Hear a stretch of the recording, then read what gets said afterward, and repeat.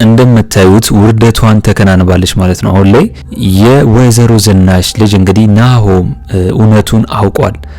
ኑሐሚንን እንግዲህ ልጇን ልታስገድል መልሰታ እንደነበርና አሁን ላይ ደግሞ እንግዲህ ናሆም የኔን ልጅ የአምራን በሆዷ የያዘችውን ልጅም እንግዲህ ኑሐሚን ላይ ከጨከንሽ እንግዲህ እኔ የኔ ልጅም ልትጨክኝ ትችያለሽ ብሎ እንግዲህ ነግሯታል ማለት ነው። ወይዘሮ ዝናሽ አሁን ላይ እንግዲህ በማንም በሁሉም እዛ ባሉ ሰዎች በጣም ከባድ ሁኔታ ውስጥ ነው ያለችው። ነገር ግን አሁን ላይ ወይዘሮ ዝናሽ ከምታደርገው ነገር አንጻር ይቅርታ ብትጠይቃትም ኑሐሚን ወይዘሮ ዝናሽን፣ ነገር ግን አሁንም ቢሆን ወይዘሮ ዝናሽ ኑሐሚንን ይቅርቷን ሳትቀበላት እንደገና እሷን ለመበቀል እየተዘጋጀች ነው ማለት ነው። አሁን ላይ አቶ ለይኩን ከዚህ በኋላ ከወይዘሮ ዝናሽ ጋር መኖር አልፈልግም እያለ ነበር። ምክንያቱም እንዴት የሰው ልጅ ላይ እንደዚህ ልጨክኝ ይቻልሽ እያለ በጣም በውስጡ እያብሰለሰለ ነው። በእሷ ንዴት ነው እንደዚህ የታመመውና ሐኪም ቤት የገባው። ስለዚህ እንግዲህ ተሰማም በዚህ ምክንያት ከሰማ በኋላ አቶ ለይኩንን እንግዲህ ከኑሐሚን ይቅር ብላታለች፣ ረስተዋለች። አሁን ላይ ከእንደገና ከወይዘሮ ዝናሽ ጋር አንድ ላይ ሆኖ እሷንም ይቅር በላት ብሎ እንግዲህ አንድ ላይ ለማድረግ እነሱን ፈልጎ ነበር። ነገር ግን በዚህ ሁኔታ ውስጥ ነበር ናሆሜ እንግዲህ ከለይኩን ጋር አቶ ተሰማ ሲያወሩ የሰማው። ምክንያቱም ወይዘሮ ዝናሽ ልትነግረው አልቻለችም። በጣም ለራሷም ይህ ነገር ከባድ እንደሆነ ስለሚታወቅ ማለት ነው። ዳግምም እንግዲህ ይህንን ነገር እንግዲህ ወይዘሮ ዝናሽ አስጠንቅቀው ነበር ለማንም እንዳትናገርለት። አሁን ላይ ወይዘሮ ዝናሽ አቶ ለይኩን ቢሞት ደስቷ ነበር። ምክንያቱም እንደምናያት እንግዲህ በጣም ስትቅበዘበዝ ነበር። ሞቶ የሆነ እንዴ ምናምን እያለች በባሏ ላይ እያሟረተች እንደነበር ይታወቃልና አቶ ለይኩን እንግዲህ ከታመመበት አሁን ላይ አገግሟል ማለት ነው። ስለዚህ በጣም ነው ደስ ያለኝ አቶ ለይኩን ሁሉም ነገር የሚያደርጋቸው ነገሮች በሙሉ ወይም ደግሞ እቅዶች በሙሉ በጣም ደስ የሚል ነው። ማንንም ከማንም አያስበልጥም፣ ማንንም ከማንም አያሳንስም። እኩል የሚያይበት አይኑ ደግሞ በጣም ነው ደስ የሚለው። ነገር ግን ወይዘሮ ዝናሽ ይህንን ነገር በኑሐሚን ላይ ማድረጓ አቶ ለይኩንን ሊያሳጣት ይችል እንደነበር አሁን ላይ መረዳት አለባት ብዬ ነው ማስበው። ናሆሜም በሷ ምክንያት እንግዲህ አባትየው አቶ ለይኩን እንደዚህ መሆኑ በጣም ነው ያስደነገጠው። ስለዚህ ናሆሜ አሁን ላይ ወይዘሮ ዝናሽን እየተጠነቀቃት ነው። ነገም በአምራን ልጅ ላይ ልታደርግ ትችላለች፣ ይህንን ነገር አታፍሪም ብሎ እሷንም እንግዲህ ተቆጥቷታል ማለት ነው። በሌላ በኩል ደግሞ አሁን ላይ እንግዲህ ኤደንና ወይዘሮ ገነት አንድ ላይ በመሆን ስለ ቤቱ እያወሩ ነው የሚገኙት። ገና ለገና እዛ ቤት ኑሐሚን ካስገባቻቸው በኋላ ከዛሬ ነገ እንግዲህ ይህንን ቤት ለይኩን ይገዛላችኋል በማለት ገና ለገና እንግዲህ ቤቱ ሲገዛ አቶ ተሰማ ለመውሰድ እያሰበች ነው ያለችው ማለት ነው ገነት። ምክንያቱም ኤደን አሁን ላይ አርፋ አልተቀመጠችም። ምክንያቱም ለይኩን የሆነ ነገር ከሆነ ወይዘሮ ዝናሽ ከዚህ ቤት ታባርናለች ብላ እያሰበችና እያቀደች ስለሆነ ፈርታለች። ስለዚህ እንደምንም ብለው እንግዲህ አቶ ለይኩን ይህንን ቤት ከገዛ ከዛም በኋላ ደግሞ ከአቶ ተሰማ ጋር ገነት እንግዲህ በመሳጠርና እሱን በማሳመን በሷ ስም እንዲሆን ለማድረግ ኤደን ፍላጎቷ ይሄ ነው ማለት ነው። ነገር ግን ይህ ፍላጎቷ ይሳካል አይሳካም የሚለውን እስቲ እናንተ በኮሜንት ላይ ሐሳብ አስተያየታችሁን ማስቀመጣችሁን እንዳትረሱ። ሌላው ጉዳይ ደግሞ እንግዲህ ኤርሚያስ አሁን ላይ ኤሚን አጥምዷት እሷ የምትፈልገውን ነገር በማድረግ እንግዲህ በሷ በኩል የሚገኘው ነገር ጥቅም ለማግኘት እያሰበ ነው አሁን ላይ ኤርሚያስ እንግዲህ ኤሚን አጥምዷታል። ወጥመድ ውስጥ እስካስገባት ድረስ ግን እሷ የምትፈልገውን ነገር ካደረገ በኋላ እሷን የሆነ በአንድ ነገር ከያዛት ከሷ ብር የሚቀፍልበትን ዘዴ መፈለግ ነው ማለት ነው። እንግዲህ ኑሐሚን አሁን ላይ ከኤርሚ ጋር ግንኙነቷን እንዳቋረጠችና መቼም ቢሆን ከሱ ጋር እንደማትሆን ነግሯለች። ለዛም ነው ተስፋ የቆረጠው ብዬ ነው ማስበው፣ እንደ ድሮ አይደለም። ስለዚህ ከኤሚ ጋር እንግዲህ ፓርቲ ይዟት በመሄድ እሷ ፈታ እንድትልና እንድትጨፍር እሱ እንግዲህ ለሷ የሚሆንላት ነገር ወይም ደግሞ እሱ ለሷ ፊሊንግ እንዳለው እያሳያት ነው የሚገኘው። ኤሚ አሁን ላይ ተሸውዳለች።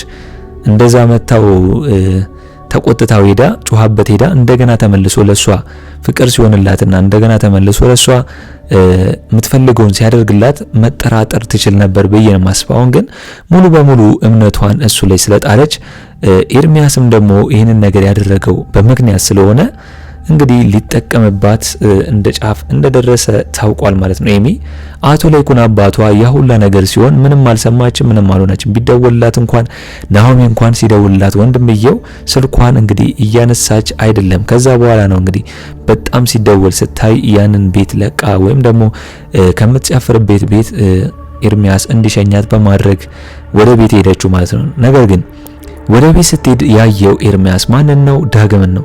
ዳግም እንዴት ደግሞ እዚህ ምን ሊሰራ ነው ያየሁት? ከሷ ጋርስ ምን አለው ብሎ ፈርቷል ማለት ነው። ምክንያቱም ኤሚን የተቀበላት ዳግም ስለሆነ ኤርሚያስ ደግሞ ዳግምን ያው ምን እንዳረገው ስለሚታወቅ ኤርሚያስ አሁን ላይ እያሰበ ያለው ዳግም ምንድነው እዚህ ያለው እውነትስ እዚህ ቤት ነው እየኖረ ያለው የሚለውን ደግሞ ለማጣራት ፈልጎ ነበር ማለት ነው። እንግዲህ ናሆሜ በእናቱ በወይዘሮ ዝናሽ ጉዳይ በጣም ነው የተናደደው። ምክንያቱም እንደዚህ ታደርጋለች ብሎ ስለሚያስብና ኑሐሚን ላይም እንግዲህ ያው ለሷ ጥሩ አይንና ፊት እንዳሌላት ስለሚያውቅ ይሄ ነገር ደግሞ እንግዲህ በኑሐሚን ላይ ሳይሆን በልጇ ላይ ለማድረግ ያሰበችው ምንም በሚያውቅ ልጅ ላይ እንደዚህ አይነት ሐሳብና እንደዚህ አይነት መጥፎ ተግባር እቅድ ማቀዷና ማሰቧ በጣም ከባድ ነገር ነው። እንግዲህ ገነት ለራሷ ስትል ወይም ደግሞ እዛ ቤት ለመቆየት ስትል ለኑሐሚን ለመታመን ስትል ነው ኑሐሚን ያንን መድኃኒት እንዳትወስድና ልጁንም ያተረፈችው ማለት ነው። ስለዚህ አሁንም ቢሆን ኤደንና ገነት እዛ ቤት በኑሐሚንና በአቶ ተሰማ መታመንና እንደገና ደግሞ ምንም ጥርጣሬ ሳያሳዩ እነሱን ለመበደል እንደመጡ ነው የታወቀው። ኑሐሚን ግን አሁን ላይ በኤደንም ቢሆን በገነት ምንም አልነቃችም። ጭራሽ ባስ ብሎ አንድ ላይ መሰባሰባችን በጣም ተመችቶኛል፣ አይለየን ምናምን እያለች እያወራች ነው። ነገር ግን ኤደን በውስጧ ያሰበችውንና በሷ ላይ የምታደርገውን ነገር ይዛ እንደገና ደግሞ ገነትም ደግሞ በቤቱ ጉዳይ ነው ዋናው የገነት ወይም ደግሞ የኤደን የሁለቱም እዛ ቤት የመቆየታቸው ወይም የመግባታቸው መንስኤ ምንድነው? አቶ ላይኩን ያን ቤት ተከራይቶላቸው ለነ ኑሐሚን ስላለ እገዛላቸዋለሁም ስላለ እንግዲህ ያ ቤት ከተገዛ ለኛም ትርፉ ይሆናል ብለው እያሰቡ ነው ማለት ነው። እንግዲህ ኤደን እንዳለቻት ገነትን ከአቶ ተሰማ ጋር እንግዲህ ክፍሉ እየሄድሽ ለምን ከሱ ጋር አታድሪም እያለች እየመከረቻት ነው። ምክንያቱም በሱ እምነት እንዲኖራትና የሆነ ቤት እንኳን ቢሆን እንግዲህ ለመካፈል እንዲመቻት። ነገር ግን ገነት ለኤደን ነግራታለች ሁሉንም ነገር ሙከራ እንዳደረገችና ያ ሙከራ ግን እንዳልተሳካና በስድብ አጥረግርጎ እንዳስወጣት ነው ለኤደን እየነገረቻት ያለችው። እንግዲህ ወይዘሮ ዝናሽ አሁን ላይ ለኑሐሚን ይቅርታ ኑሐሚንን እያለቻትና በጣም እንደተጸጸተች ባደረገችው ነገር ነው እያስመሰለች ያለችው በኑሐሚን ፊት። ነገር ግን አሁን ላይ ለብቻዋ ስትሆን ምንድነው የምታስበው? ኑሐሚንን የሆነ ነገር አድርጋታለሁ ገና አልለቃትም እያለች በኑሐሚን ላይ እየፎከረች ነው ያለችው ማለት ነው።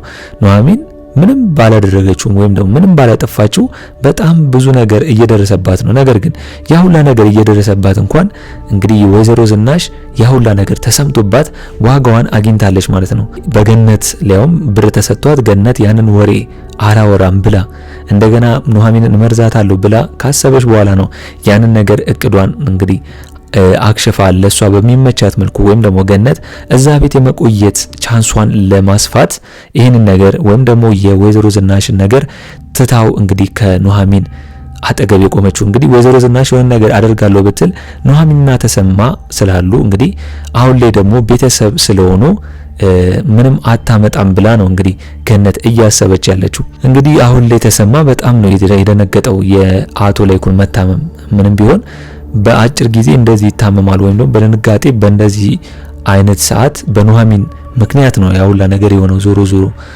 ወይዘሮ ዝናሽ ያን ነገር ብታደርግም ነገር ግን ኑሐሚን እዛ ህይወት ውስጥ ባትመጣ ኖሮ ይሄ ነገር ባልተፈጠረ ነበር ነገር። ስለዚህ አሁን ላይ ተሰማ ሄዶ ጠይቆታል አቶ ላይኩንን። ነገር ግን አሁንም ቢሆን ከወይዘሮ ዝናሽ ጋር እንዲታረቅና ይቅር መባባሉን ነው እየመከረ ያለው። ምክንያቱም ከዚህ በፊት አቶ ላይኩን እንግዲህ ከኑሐሚን ጋር ሲጣሉ ብዙ ምክር እየመከሩትና ኑሐሚን ብቻዋን እንዳትሆን እያደረገ ያለው አቶ ላይኩን ነበር። አሁን ደግሞ አቶ ተሰማ በተራው ይሄ ሁሉ ነገር እንግዲህ ቢፈጠርም ነገር ግን እሷን ማስተማርና ወይም ደግሞ ወይዘሮ ዝናሽን ማስተማርና እንደገና ይቅር መባባሉ አይከፋም ሲል እንግዲህ ተደምጧል ማለት ነው። ኑሐሚንም አሁን ላይ በወይዘሮ ዝናሽ ላይ ቂም እንደማትይዝና ይቅርታ እንዳለቻት ነው እየተናገረች ያለችው። ነገር ግን ወይዘሮ ዝናሽ አሁንም ቢሆን ገና ለገና ይህን ሁላ ነገር ተሰማብኝ፣ ነገ ደግሞ እንግዲህ የዳግም ነገር ወይም ደግሞ የልጇ ትክክለኛ ማንነት የወይዘሮ ዝናሽ ልጅ መሆኑን ሲታወቅ ምን ይፈጠር ይሆናል? በጣም ከባድ ነው። ወይዘሮ ዝናሽ ይሄ ቢወጣባትም ሌላ የተደበቀ ከባድ ሚስጥር እንዳለባት ይታወቃል። ይሄ ነገር ከተሰማባት ናሆሜም እንደዚህ ቀስ ብሎ ቢሰማ ምን ሊፈጠር ይችላል? እስቲ እናንተም በኮመንት ሀሳብ አስተያየታችሁን ማስቀመጣችሁን እንዳረሱ። እንግዲህ የዛሬው አስተያየቴ ይህንን ይመስል ነበር። በቀጣይ ክፍል እስከምንገናኝ ድረስ መልካም ቆይታ ይሁንላችሁ። ባይ ባይ።